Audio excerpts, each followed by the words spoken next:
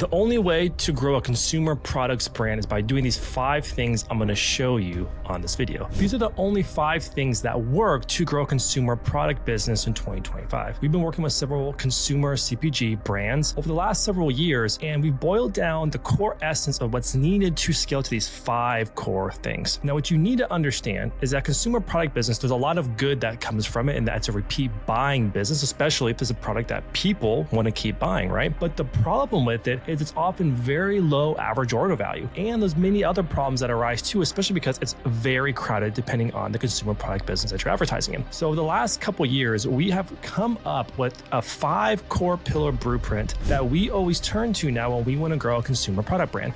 And I'm going to teach that to you right now. So as you can see right here, we've had a lot of success over the last couple of years, especially this past year, growing CPG brands. Now, I want to be really honest with you when I say it's not easy growing a CPG brand or consumer product brand. However, if I had to start this right now in 2025, these are the 5 things and only the 5 things I would really work on. So let's jump right in. What are those things? So the first one is product economics. You have to focus on your contribution margin. So if you don't know what contribution margin is, it's your contribution profit. It's your gross revenue minus your advertising costs, minus your cost of goods, and minus the other variable costs, and that is your contribution profit. It is the line item before you start taking out your fixed overheads. Now, the reason you have to focus on that specific number, because once you can get that number down, everything else from there, you just have to focus on having enough volume to hit the profit goals you want to cover your fixed costs and hit that profit target. So for example, we have a brand that was selling a particular product that had single packages. So for example, when we started working with this brand, they're selling one energy drink on that product page and you could buy one. The issue with that was that when we took over and we analyzed their entire business, they were literally making $1 per sale. $1. The problem with that is unless you have funding, you cannot scale that because it will take too long for you to get big enough of a customer base where you can actually live off the repeat purchasers. And so we knew there had to be a change. So I'm going to walk you through how we fix this and how this unlocks this core pillar for your consumer product brand. So once we understood that was the problem, like, okay, we know we have to fix it. The obvious way to fix that is you can't just lower your CAC, because a lot of people don't understand, just as a sidebar, is they think that you can keep lowering your CAC forever. That's not true. At some point, there's just diminishing returns where the effort to lower your CAC any further becomes insane. For example, typically when brands come to us, yes, they want to lower CAC, but at some point you cannot get it any lower. Instead, it's much easier to get people to spend more money with you or to get people to come back than it is to find a magical unicorn to lower your CAC from $50 to $10. Now, are there extreme outliers and examples of that happens? Sure. But majority of the cases, it's much easier just to increase your prices or to get people to spend more. So when we knew this, we knew we had to do 2 things. And this is the first thing that we do now with every consumer brand. Is the first thing is we have to look at 2 pillars. One, increase their prices. So for example,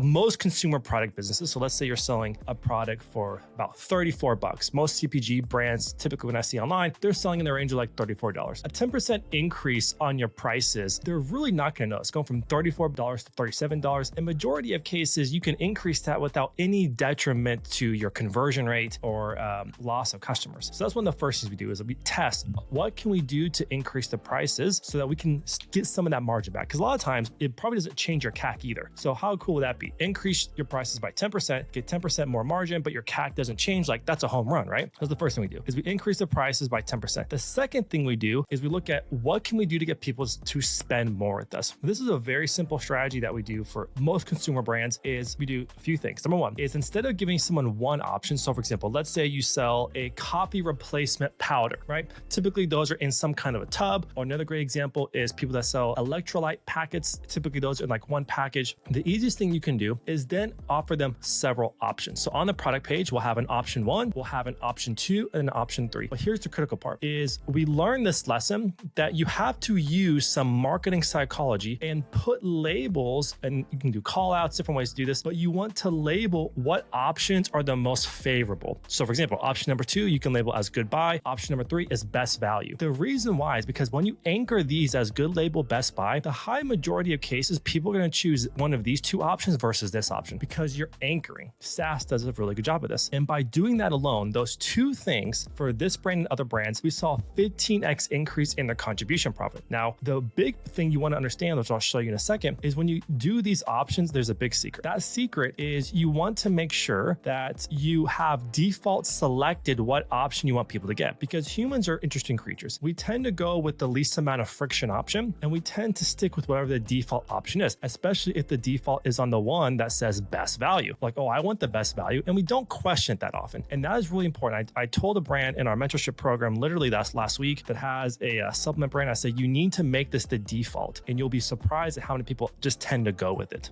And this is how it looks. Very simple. Is this particular brand, they had option 1, option 2, option 3. Now the default is option number 3, which we have labeled as best value. And what I like to do, if you can, is also add some context of, a package number 1 is 14 bags. Or another way, another brand that we did this with is a single pack lasts 10 days, a 2-pack lasts 20 days, a 3-pack lasts 30 days. Do some kind of anchoring so they see that not only they're getting the best value, but they're getting the product that's getting the most amount of longevity. Those are 2 big secrets. So the first one, just to echo back, is contribution margin or bust. You have to focus on this. So every brand we take on, we do those things immediately so we can get more upside from what we're already doing. Now that covers just the economics of the product. The other ones are going to cover the marketing psychology so you can scale. Now for our agency, people hire us to scale them very aggressively. And how we do that is a method is going to be through advertising on many different platforms. So we have to stress the psychology of the marketing, because at the end of the day, if you're selling a coffee replacement drink, it's kind of cutthroat because there's a lot of really big brands out there spending a crap ton of money. And so you have to find some kind of differentiator. And so that's what the rest of these tips are going to be. All right, because just to echo back, this is the kind of results we're having with consumer product businesses by using these tactics. All right, next one. Find the exact secret desire. Now, this is important. Now, a lot of people out there talk about the mass desire. I am one of them, but you want to find the secret desire. That's really important, is because every single product has a desire, a mass desire to it. But then a lot of these products, there is a 2 or 3rd order magnitude deeper desire, or what I call the secret desire. Let me tell you what I mean. For example, when someone buys a product like AG1, or they want to buy greens in a can, we're not just talking about losing weight. So for example, if someone buys like AG1, like athletic greens, they're not doing just to lose weight or to be healthy. That is like the surface level desire. That is a mass desire, but you want to double click into that. What is the real reason? What is the secret selfish desire? Because if you can figure that out, if you can unlock that, then your ads become highly emotional, and people see this as the only way you're going to satisfy that secret desire. So for example, it's not that someone wants to lose weight, but deep down, they want to go from a size 16 to a 10 before the holidays, and even deeper, a size 16 to 10 before the holidays, so they can get the attraction of that other person, right? Or to feel better about themselves, or so that their mom doesn't mention how overweight that they are, or people look at them and realize how much they have their life together. That's some pretty heavy stuff. That it gets much closer and much deeper to the real root cause and the real secret desire. So for example, how can you do this? I'm gonna walk you through the steps of how you can uncover that. Step number 1, get a specific persona, very specific. So for example,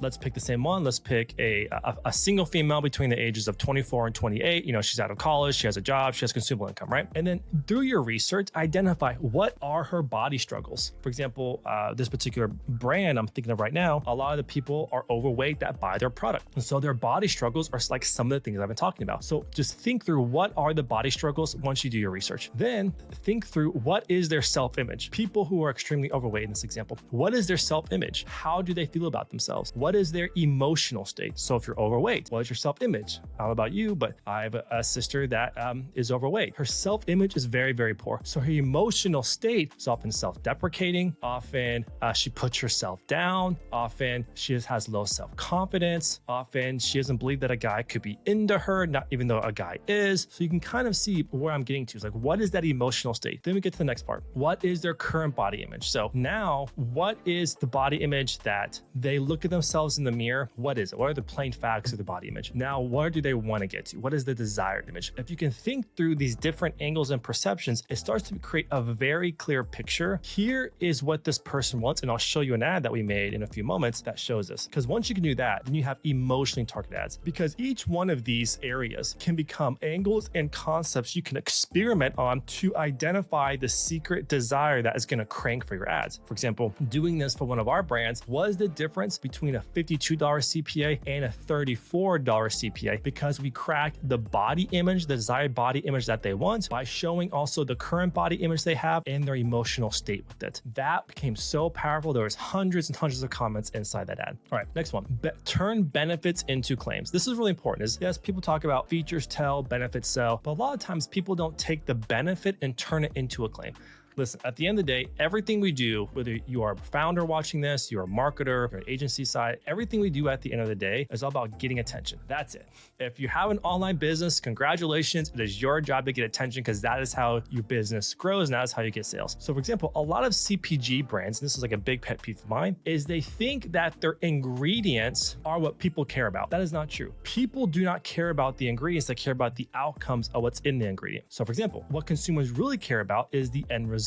What will it do for them? For example, we all know what ashwagandha is. Ashwagandha is not just the supplement that people care about. It is, for example, a mom who's not going to take her stress out on her kids. That is so much deeper putting that in an ad than if you were to say this product has ashwagandha. One, a person has to think about what ashwagandha is, but really what it is it creates an environment where they feel less stress. That's one. But the double click into that, the secret mass desire into that one is now I'm not going to want to take my stress out on my kids because I don't feel that cortisol rushing through my body. Most important thing that a CPG brand can do is talk about the benefits, but use true claims. Take the benefits and turn into claims. So let me show you an example of how to do this. So step number one, list out all the ingredients. So for example, if you have a product, take your ingredients and just list them all out. All the ingredients, right? It could be in a Google Sheet, it could be in a Miro board, list them all out. Then next to it, point what do they do? For example, ashwagandha, what does it do? Then list what does it create in your customer. Now, if you have different personas, it can be different root secret desires that it creates in your customer. So I'd actually recommend come up with your top 5 personas and do this for each 5 of the top personas, because then you'll find that the nuances of what it creates are more specific and emotional based off that person. For example, ashwagandha, what does it do? Reduces cortisol. What does it create in customers? They lash out less toward their kids. I am a dad. I have a wife. She's a mom. I can tell you right now, that is a deep rooted desire. Okay. Then once you do that, then go through the same process. List out personas. What is the pain? What mechanisms solve that pain? And list as many claims as you can based off what you found in your research. So for example, the persona is stay-at-home mom. What the pain is they can't stand their kids halfway through the day. What is a mechanism that solves that pain? Well, ashwagandha is a stress relieving supplement. And what are all the claims you come up with? Lash out less between your kids,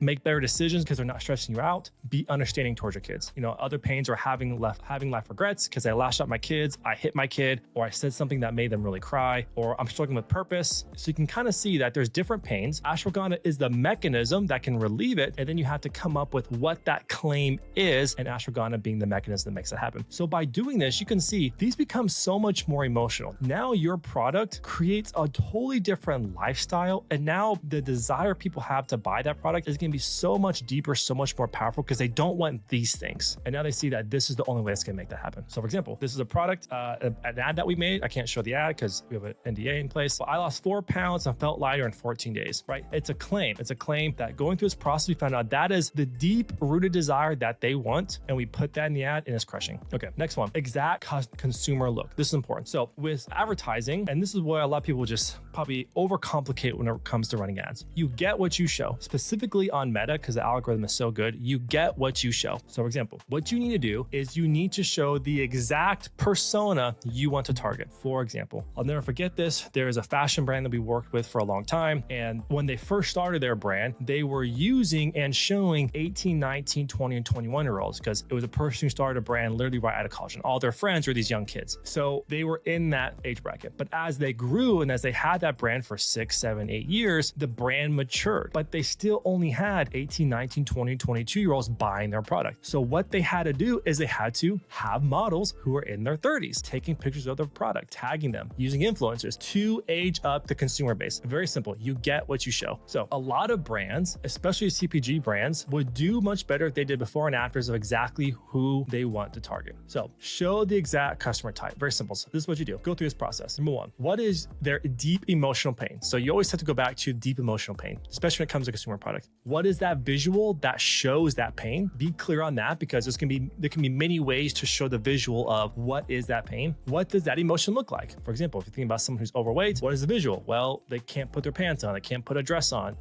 Their clothes are really tight. What is the emotion? They have no self-confidence. They're always wearing black because black hides when people are overweight, or they're always wearing really baggy clothes or big coats to hide. You see what I'm saying? That's what kind of visuals that show that emotion. And what is the visual of relief? What is going to make them relief? Well, now they can wear colors. Now they have confidence. Now they can wear the clothes that they really want to wear. Now they can wear the clothes that look look quite slimming on them, right? Things like that. And then anchor that with time progression. This is really important. This is a big secret really with consumer brands is we like to make ads that show these things, but anchor it with the time progression they can expect to pay off. Now, as a little sidebar, why that's important as well is because if you know that's the progression over 6 or 9 months, well, then people are going to stick with you buying for 6 or 9 months, right? So that's a little sidebar. Here's an example. This ad's crushing. It's not just a before and after. It's a after, slightly more after, and even more after. You see that time progression? It is extremely powerful. Now, I can't show you the rest of the ad that shows all the different emotions and what we talk about, but this ad is also ripping because it follows this principle very, very closely. Now, is it the prettiest ad? No. Does it have the cheapest CPA? Yes. So if you're a CMO watching this or a founder, you have to make that call for yourself. Does it have to quote unquote be on brand? Personally, I lean more towards whatever makes the most amount of sales and my best return or volume. I go with that one. But this is important. That's ripping. All right, next one. Claims in first person. So I've noticed something interesting over the years when it comes to CPG products and brands is talk in first person. I believe there's many reasons why that works. So what you want to do is you want to use I's and me's, yous, instead of the yous and us's, use I's and me's. So I believe this works for a few reasons. Number one is it feels and sounds like a real lived experience. That is important because as consumers have gotten more mature in the type of ads that they see, they have a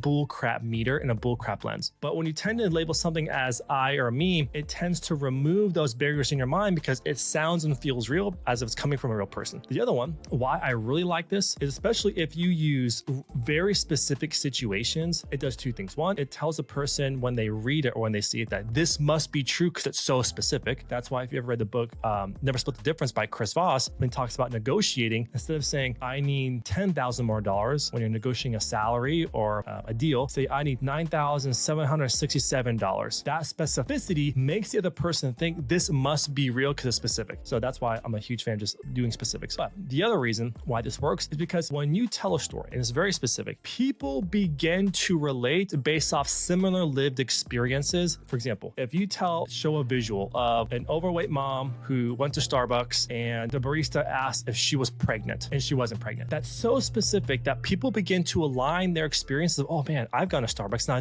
No one said anything to me, but I just knew people were looking at me because I was overweight. They compartmentalize it and relate to their own lived experience. So what can you do? Very simple. So we want to put claims in first person. So here's the framework. So create, what is the claim? Once you have a list of the claims, like I've taught you in this video, what is the claim? Create a story narrative around that claim. Now you can make many different story narratives. You can look through your reviews and find a story narrative there. Well, this is crazy. What I really like to do is on a brand's Instagram or TikTok, I go to the tag section and I don't just look at the photo or video someone tagged. I click through and look through that person's entire profile. And I look at the stories that they are telling and how they're telling their stories. And a good chance, 9 times out of 10, there's a story in there. So create a story narrative, tell it in first person, and then use it before and after as a visual. Another way to do this is what I personally like to do if you want to do the homework is get a base of your customers, create like a 20-person focus group, give them free product. I don't care how you do it, but get like 20 people that you can text, you can work with, and hear their stories as they are going on this journey of using your product. Get to know them because then you can use those story narratives and they're far more likely to give you before and afters as well. And you can work with them on that. So what you do is when you make the ad, create a headline. The headline could be the claim. The headline could be the mass desire. Come up with a first person story in text, or this can be in video. What is that person's specific product experience? So experience using the product and then list the outcome. So for example, this ad is crushing. So we have the headline, then we have the first person story, the narrative right here, very simple. Their experience using the product right there, outcome, right? And then we also have